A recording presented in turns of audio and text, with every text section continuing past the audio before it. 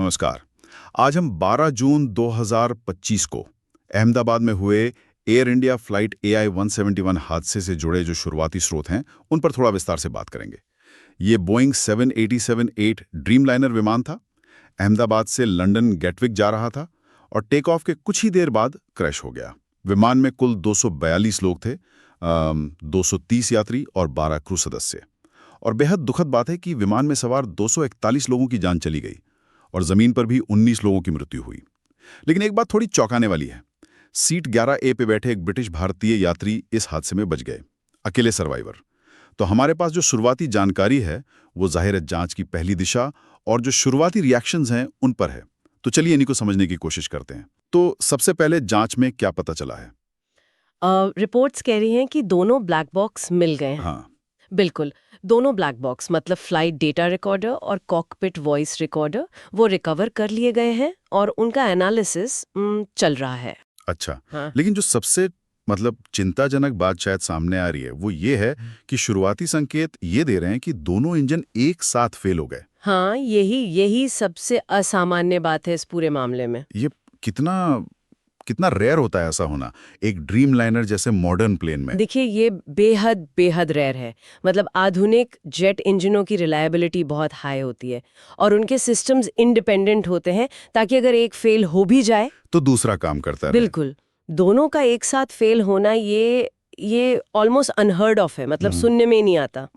और इसी वजह से जो जांच है वो अब साधारण तकनीकी दिक्कतों से हटकर किसी सीरियस गड़बड़ी की तरफ देख रही है।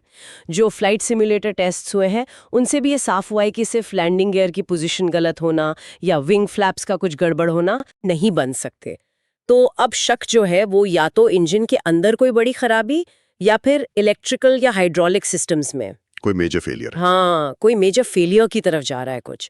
कुछ शुरुआती रिपोर्ट्स में वैसे संभावित छेड़छाड़ की बात भी उठी है, लेकिन मैं ये साफ कर दूं कि ये फिलहाल सिर्फ अटकलें हैं। अटकलें, सबूतों पर ही फोकस होगा। बिल्कुल, जांचकर्ता अभी सिर्फ ठोस सबूतों पर ही ध्यान देंगे। ये तो आगे बहुत गंभीर संभावना है।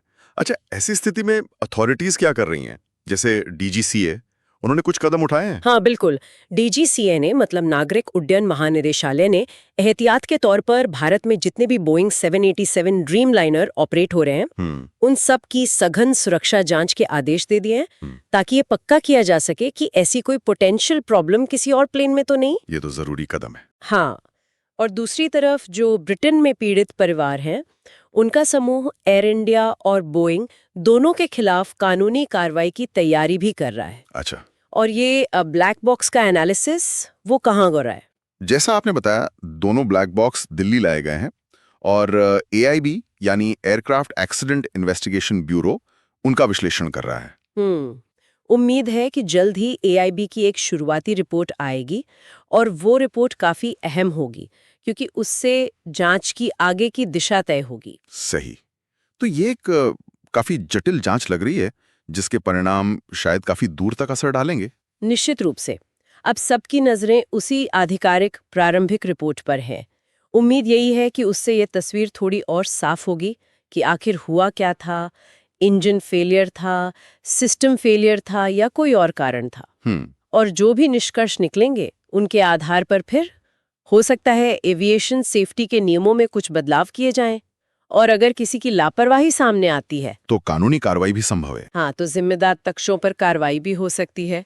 तो अगर हम अब तक की बातों को समेटें, फोकस इस बात पर है कि दोनों इंजन एक साथ कैसे फेल हुए, जो कि बहुत रेयर है।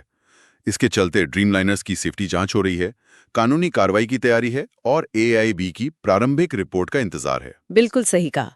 और जैसे जैसे ये जांच आगे बढ़ रही है, एक सवाल और भी दिमाग में आता है जो शायद तकनीकी वजहों से थोड़ा परे है। क्या? कि ये हादसा कैसे हुआ वो तो पता चलेगा ही, लेकिन इस तरह की विनाशकारी और इतनी असामान्य घटना क्या वो आधुनिक एविएशन टेक्नोलॉजी की जटिलताओं के बारे में कोई बड़े सवाल खड़े करती है?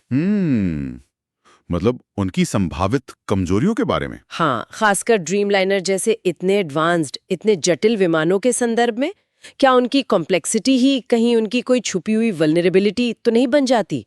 ये एक सोचने वाली बात है।